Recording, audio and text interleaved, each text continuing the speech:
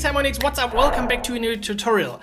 I'm kinda pumped because this is actually the first video in our new home. If the sound isn't yet perfect, I'm sorry, I'm still working on it, but I hope it's okay for now. So today we're going to work on an SQL application using a Capacitor plugin. We will implement actually importing an existing database from a JSON file that I hosted somewhere into our application, and then we will work on the data and see how it's possible to actually sync that data. Now, to get started, just create a blank new Ionic application, type Angular and Capacitor, of course, and then install the SQLite plugin from the Capacitor community.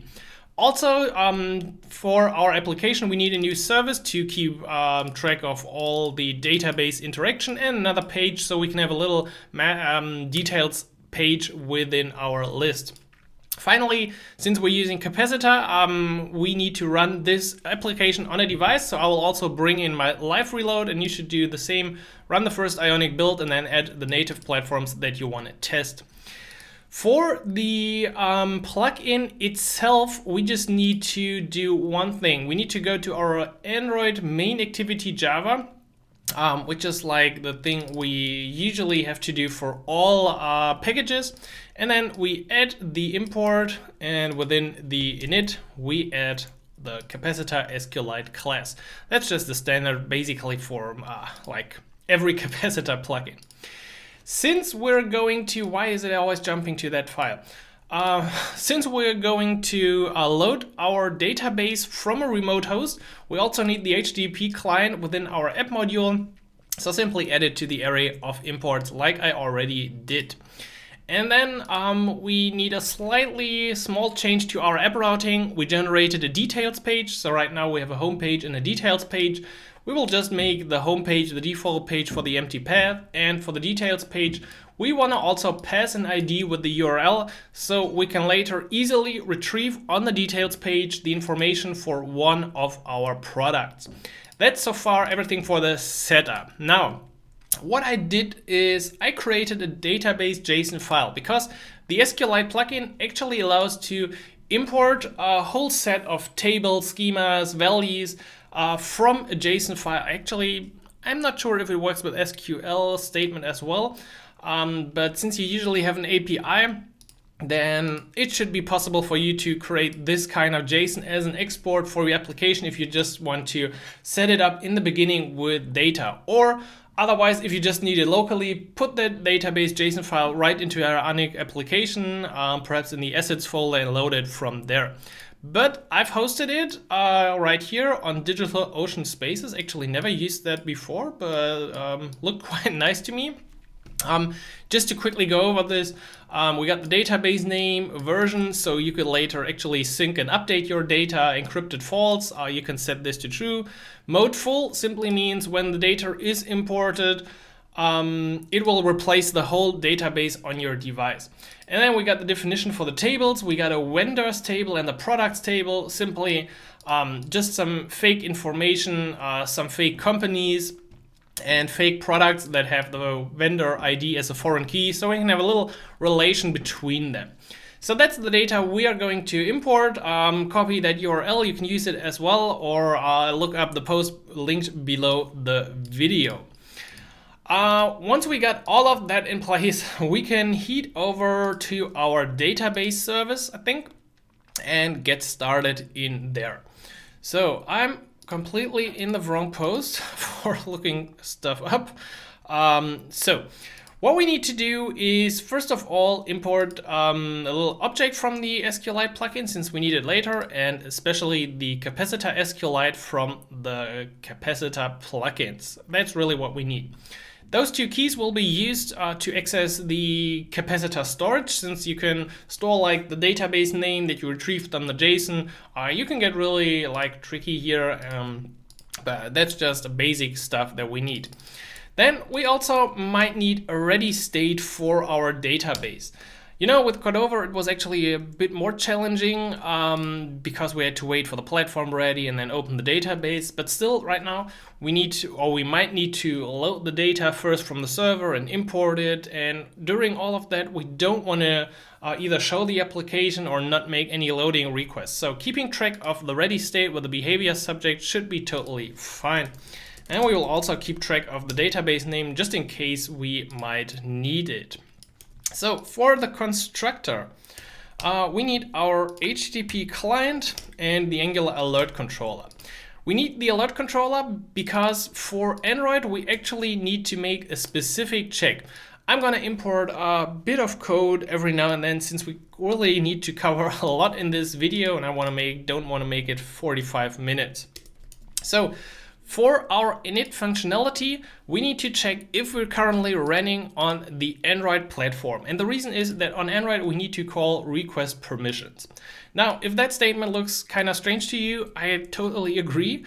The problem is that on Capacitor SQLite, there's actually no request permissions. I don't know why they forgot to add the typings for this. So the only way to call that function was to add this little line as any, and then we can use it like an any object. If we don't have permissions, which would get in the catch block, we could show an alert. You might have to handle this differently depending on if your application needs this, but usually if you're working on an app like this, I guess your application really needs this. Perhaps you could just shut down the application or show a reload or retry button, anything like this.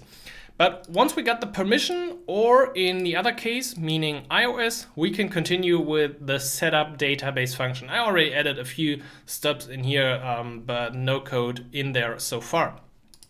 So for the setup database, usually you only want to call this once. Now, this can be different for you. For example, whenever your app starts, you want to reload the latest data from the server and then either completely with the mode full or with the mode partial update your own database or the SQLite database in your application.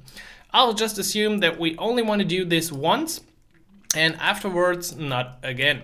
So if the setup is not yet done and we need to access the value because that's actually how capacitor storage returns our value, then we want to download the database. In the other case, it means we have gone through the setup before. So after downloading the database, we will set this setup key. In that case, we simply need to retrieve the database name since we need it to open our database. And that's why we had these keys for capacitor storage. So in capacitor storage, we just store the name of the database in the end, which we can see comes in right here from our JSON file. And we will store it, and then we can use it whenever we open the application again to just open our local database. So once again, you could become or be more tricky here, implement your own sync logic on every startup, load data, set the mode to partial, update your local SQLite, or well, you would have to check for if you had a connection before, if you changed something locally. So it's really not that easy, but I wanted to give you like the starting point for this. Now, the download functionality is interesting. So within our download database, which will happen the first time we open our application, and this doesn't even fit my screen anymore, we will download my file, simple HTTP GET request, and I marked this as a JSON SQLite object. So this is how it looks: database version, encrypted mode, and tables. And if you check here, database version, encrypted mode, tables, it exactly fits that interface. So that's why I did it. Now, once we get back the data, we need to do two things. First of all, we're not going to directly import it in our application. What we're going to do is, not that again, we're going to check if the JSON is actually valid. Therefore, we can use from the Capacitor SQLite plugin the isJSON valid. The problem is that this expects just a string, and if we transform it like here to the object, it won't work. So we can simply call JSON stringify in the beginning, then we got a plain JSON string, and that's what we can pass to our isJSON valid function. If the JSON string is valid, so is valid, and once again we need to use I think result, In that case, we can finally import the data into our SQLite database. There are actually 3 elements or 3 steps that we will take, because we also need to store the database name. Did we somewhere set the database name? I think we forgot about that. So let's set our database name to the JSON export database. Nice typing. So that's the first part. Second part, import the whole JSON string to our Capacitor SQLite database. And finally, set our DB setup key, which just means don't load all this stuff and do all of this again in the end. Now, as a little addition, I added this little block to the original tutorial. You could perhaps pass if it's an update to an existing database or not, and then if it's not an update, so this would happen the first time, it would create a sync data table. And afterwards, if you did an update, you could set the sync date to the database. So that helps to manage your local, perhaps offline SQLite database on the device and check for all the updates that happened offline on the device. And once you do another sync from the server and load all the data from the server, you could set the sync date, so you always know which changes were made in the offline application. Now, the most important part of this is calling now our database ready state and call next true.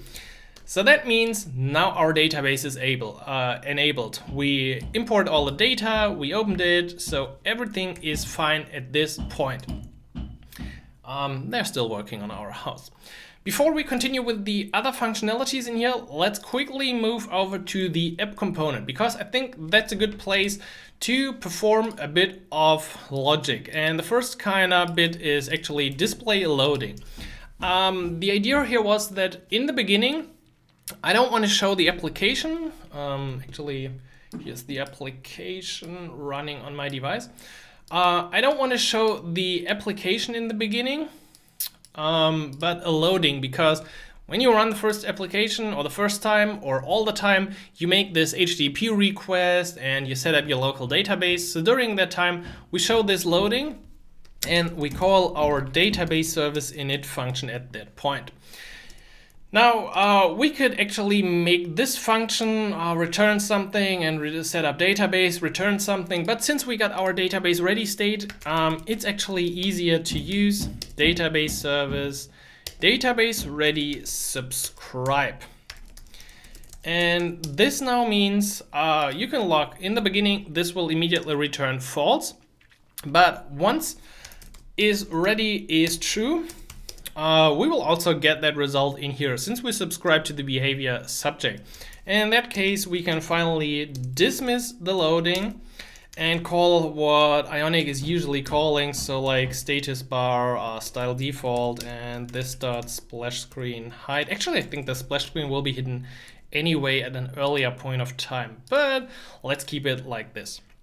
So where's my application? Right here. We can't see anything, but we can still debug it.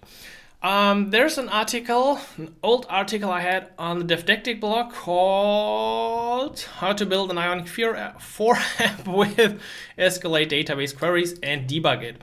And especially the debugging section might be interesting for you, so you can now debug this for both Android and iOS. If you've built an Android application and deployed it through Android Studio, you can use this command. Make sure that you use the name of your database in here. Actually, let me quickly look it up. Yeah. So the plugin adds a little addition that that's what I used to get the database. So the name of your application, databases, and then our database was named product.db. Remember, right here, name product.db. And the plugin adds SQLite.db at the end. So make sure whatever the name of your database is, you also add SQLite.db if you want to debug it in here. For Xcode, it's actually a bit more challenging. So this will give you, the export will give you a database file that you can then open with your local tool of your choice. For Xcode, you need to go to Devices and Simulators. From here, you can find your application, you can download the container, you can store it somewhere, and once you got that container, you can show the package contents. Too many windows in here, please leave. This is the package content, documents, and there's our little database once again. So that's really the way to debug these things. Let's see, browse data. Actually, I got a bit of other stuff in here, but we can see all of this, and we also got the sync table from the plugin. So that's how you can see it actually works and edit your stuff. You can also check the native logs within Xcode or Android Studio. If you mess up this file, and I did for about like 3 or 4 hours, it's not going to work. You get some errors on the console, not very helpful most of the time. Perhaps because I'm really not that good with SQL and setting up this stuff. But in the end, it's important that this first part runs through. So let's do a bit within our homepage now. We're gonna inject the database service. At this point, we really know we get the data in the application and we can retrieve it. I would really recommend to make sure that this first step works before you do all of the rest in this tutorial. Of course, we will have an array of products. We will also do a little export just for showing that functionality and how that could be synced back to your server. And then we will also add new products. So let's give this already a dummy title like this. Actually, we now need to move into the database service so we can get our product list. Maybe we should just do the whole thing. Usually there's only one thing you need to do. You need to create the SQL statement like, yeah, I'm really bad at SQL. Select star from products. That's usually all, and then you run return Capacitor, SQLite. Actually, I'm not sure what's the real difference is between query, execute, run. I found they all kind of work for me. The syntax is now adding your statement in here, and it also expects values, which we don't really need for our select. Now, the problem is that the homepage actually loads pretty fast in the background, while our loading might still take place, and the database is not even ready yet. Therefore, we need to first of all check our database ready state and pipe the result. And add a little switch map and check is ready. This might be a bit overkill at this point, but I felt like it's more secure doing it like this. So if the database is not yet ready, we're gonna return off, and then the syntax used by the query return value. So that returns cap SQLite values, and if you inspect it, it looks basically like values like this. Cannot find name of. Why you no find? Behavior subject. Let's import from and off. So off just creates another observable of a static value or of something else. And from, which we're going to use now, creates an observable from a promise, because at this point we want to have the benefits of the behavior subject observable, but this one returns a promise, and that's always kind of tricky. So what we do in the case the database is ready is we will basically do the same, but we're not going to return a promise. We're going to transform the promise into an observable to keep our nice chain. And then the return value of that whole function is observable with values array. Actually, it still looks or cap SQLite values. Well, it's basically the same result type now. We're fine. I think we're fine. I hope so. Let's test this. I fear it's not going to work. Within the homepage, let's do another function to load products. Log my products. We can't really test all of this on the browser. I think there's no browser implementation for that capacitor plugin yet. I think it would actually be possible with a little fallback, so not sure why it's not working. But we can take a look at our log here. So it's a bit hidden. You need to dig into this and find my products, and we get some values back. That looks good. That means we got values back from the SQLite database. So I think I didn't mess up anything. Let's quickly do the remaining functions in here, because most of them aren't really that complicated. So to get a product by ID, which you might need on the details page when you want to retrieve it using the nice Angular router way, once again, create a statement. Again, I'm not really an SQL expert, so I just did my best to make this kind of work. Select star from products, left join vendors in order to get the vendor information on vendors ID equals products, vendor ID, where products ID equals our ID that was passed to the function. Actually, I think that was the most complicated. To get a database export, you can call the export to JSON. It's basically the opposite of importing JSON. And by passing in the mode either partial or full, full means you would get the whole database, partial means you would get all the changes since the last sync date. And that's why all the columns have a last modified date. So there we go, and there we go. I'm not sure if that's kind of standard for SQL databases anyway, just want to mention it. Now, to add a dummy product, I just wanted to give you one field to play around, and the rest will be random values for the price and the vendor, and then once again, the statement, insert into products, blah, blah, blah, and the values like this. There's actually also a different syntax where you could use like values in here and then pass the values here, but I actually don't find real value in this.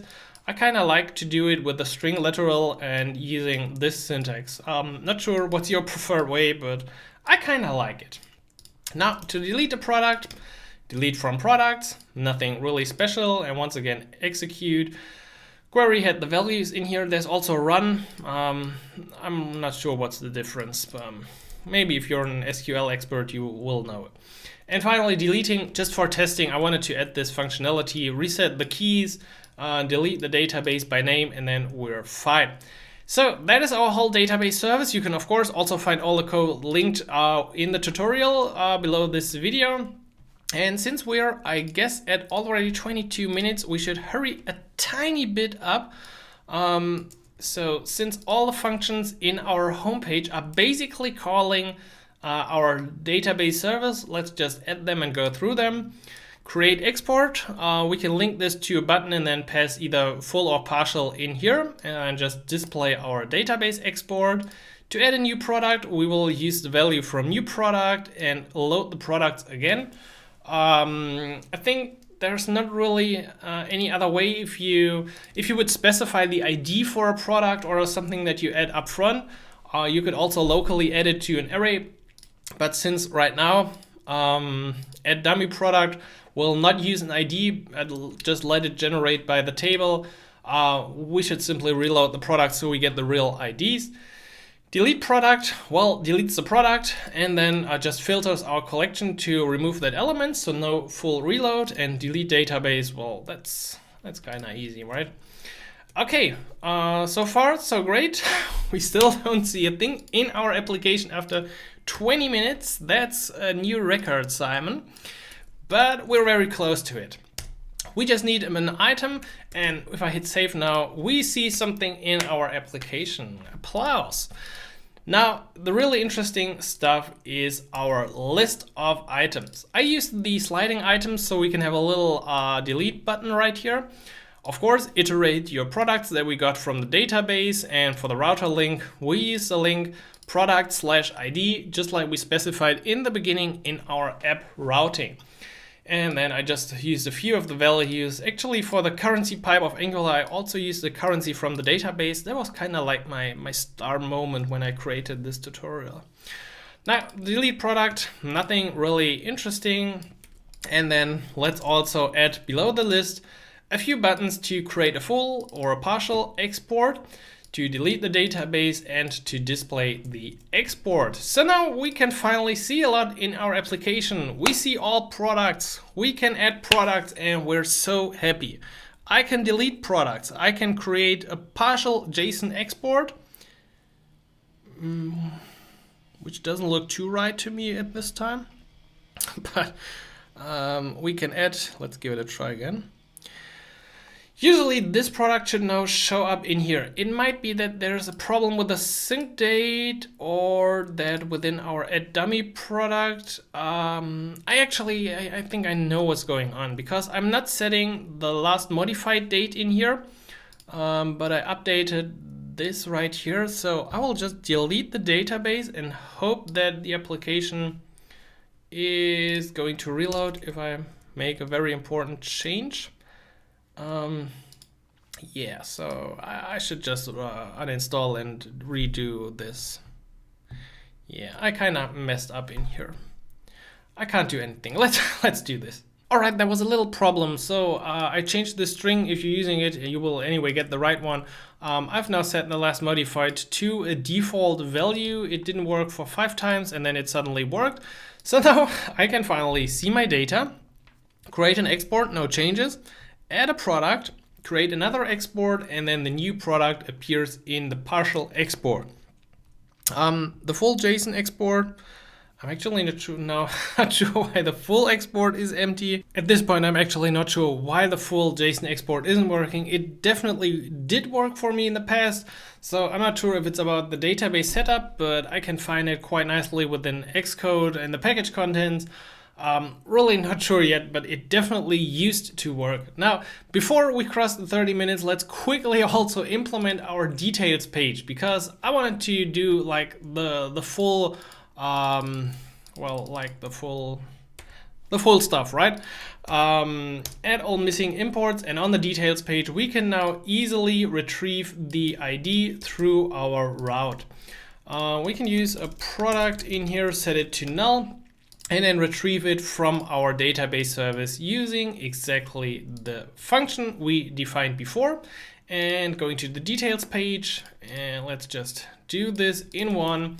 So a back button, so we can go back to home, and if we got the product, display the name and the company info, which is now populate. Actually, for MongoDB, it's called populate, which is now joined into our result. I feel like I'm back a lot of years when I used to work with SQL. So we can dive into that page and see the actual information about the vendor, because left join magic, and well, it's just SQL anyway. So I really hope you enjoyed this kind of long tutorial on using SQLite within your Ionic application with a Capacitor plugin. There is the possibility to have a sync between your server and your application, then continue working offline, then getting a partial export of all the changes, and later syncing those changes back to the server, or loading new data from the server in a partial mode when you start the application again.